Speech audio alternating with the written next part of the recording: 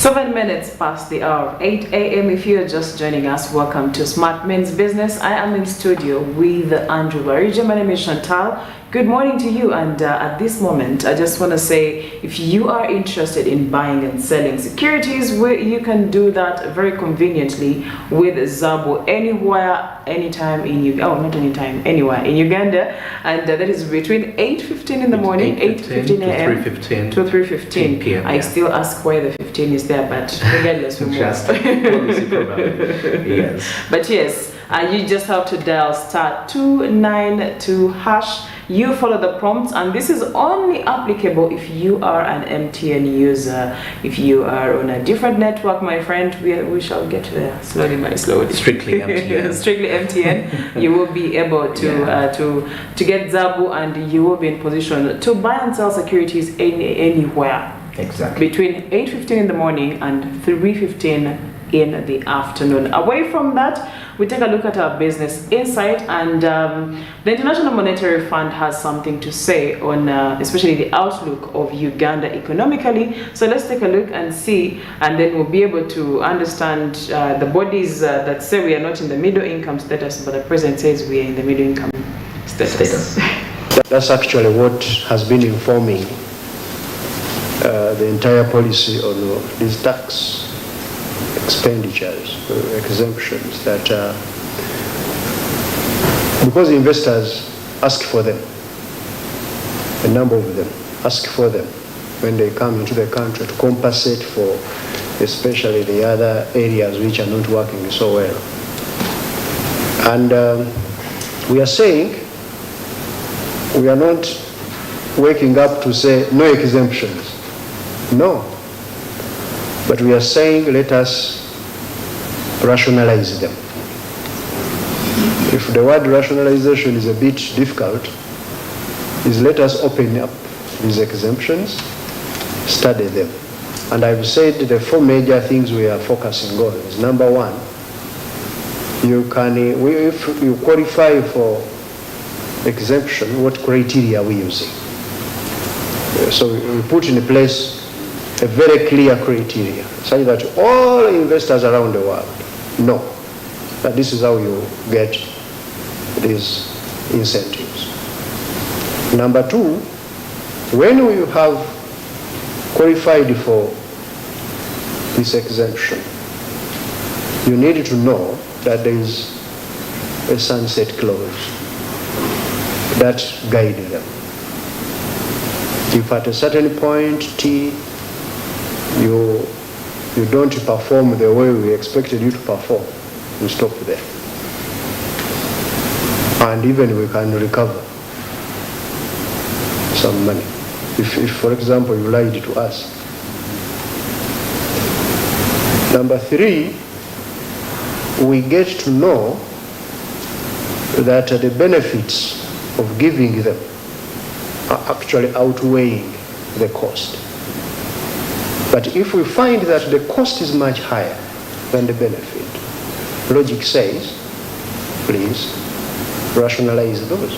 So the regional economic outlook for sub-Saharan Africa this year and into the near term is being marred by unfavorable global developments.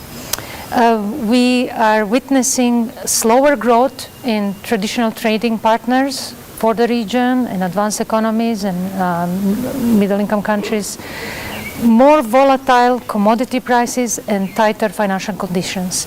We have revised down the global growth by a half percentage point for 2022 and 0.8% point of GDP for 2023. This translates into lower growth for the region, 1 percentage point of GDP lower. So whereas in 2025 the region grew by 4.7%, now we are seeing growth of about 3.6% and 3.7% into the next year. Look, is called alludes to treading on the edge. The sub-Saharan African economies find themselves much closer to the edge. So it's a very difficult situation, both in terms of monetary policy requirements and the fiscal stance. And this means that the policymakers have very little space for making mistakes. So in the region, the countries have reacted to higher inflation by increasing the policy rates. We have seen at least 2/3 of the countries in sub-Saharan Africa increasing the policy rates in order to fight inflation. But there is still more room because inflation has been very high.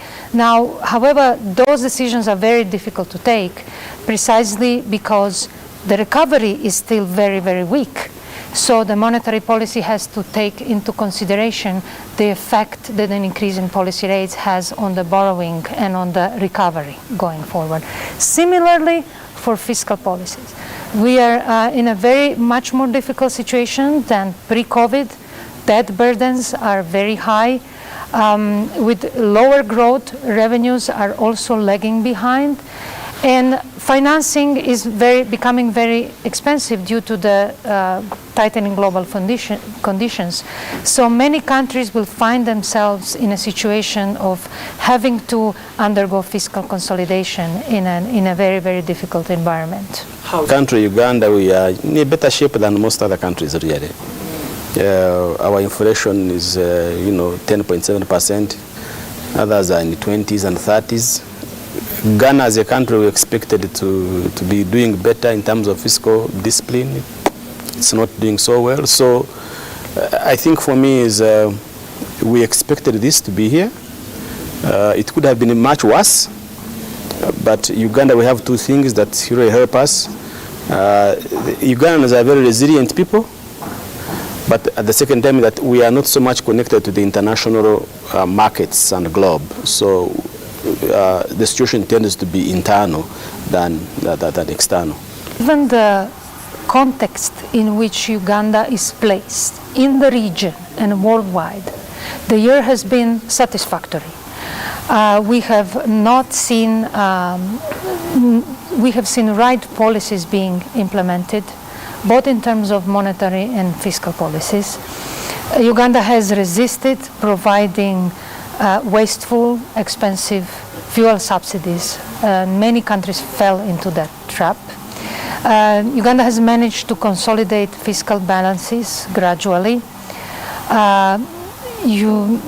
Inflation has been low for most of the year, and the central bank is taking the right steps to control the increase in prices more recently and going forward. And overall, it has been, despite all the difficulties, it has been a year in which Uganda had implemented many important reforms, especially in the fiscal area.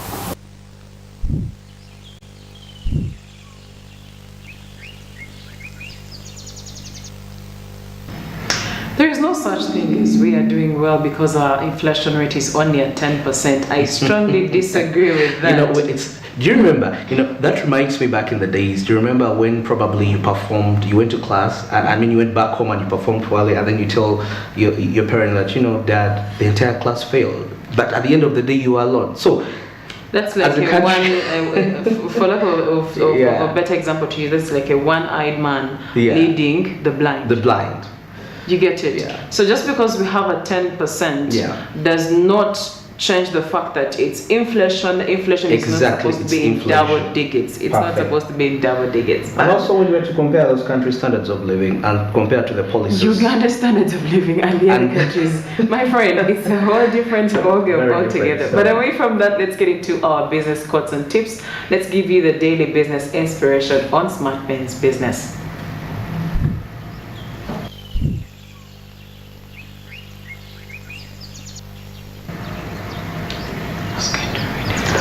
Okay, the business tip of the day, of course, says that learn from your customers. And of course, as you grow your business, listening to feedback from your customer base is crucial. Of course, it can be easy to weed out negative feedback, but the truth is both positive and constructive criticism can bode well for your business?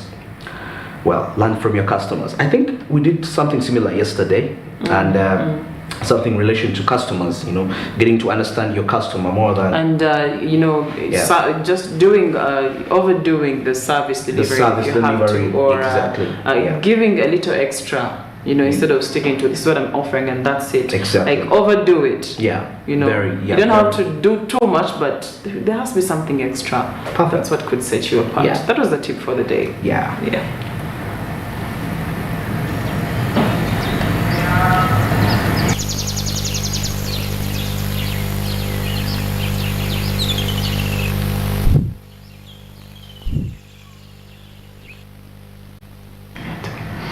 And the business quote for the day: character cannot be developed in ease and quiet, only through experience of trial and suffering can the soul be strengthened, ambition inspired, and success achieved. This is by Helen Keller, American author and political activist and also lecturer. Well, character cannot be built in ease and quiet, and that is definitely true. When you look at personality traits and how personalities are built, first of all, I would like to disagree with people that say character trait or personality traits are like written in stone.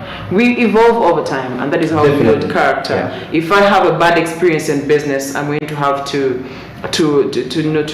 pick my lessons. The next time I'll not make the same bad moves. Stuff like that. Stuff like that. So at the end of it all, we need to know that where you're facing a challenge, especially in business or even day-to-day life, it's building character. Where there is ease, you don't have anything to compare with. So that means you're going to just stay in one place. Stay in one place. Yes, you're going to be stagnant. Experience, like a common saying that says that experience is the best teacher. That so many times we look at people that we really look up to and admire, but then we say, I want to be like you, and that person told you, if I gave you my shoes, or if you went through half of what I went through, would you really be able to persist and actually get where you are? Because I believe when we talk about experience is like the foundation. I mean, you see a very tall tower up there and you're mesmerized. You're like, oh, it's very tall, but you don't know how the foundation is, and the foundation is never pleasing. Just like they say, Rome was not built in one day. Exactly. And we used to hear that saying, and it never made sense until you had to realize that there's an element of time that was being mentioned. There's an element of effort, patience, persistence, hard work, and all those things are not easy. And in business, one thing I've also learned is consistency is very important. Discipline is very important. If you're not disciplined, you, my friend, might be headed for a very bad road because you are not being consistent with your business. You're still watching Smart Men's Business this morning, and we are super glad that you get to join us and we get to have all the business conversations. And well, I'm in studio with Barija Andrew, and at this moment, let's take a very short break. When we come back, it's going to be time for entertainment, and of course, Barija will be taking us through what is happening in business entertainment. Exactly.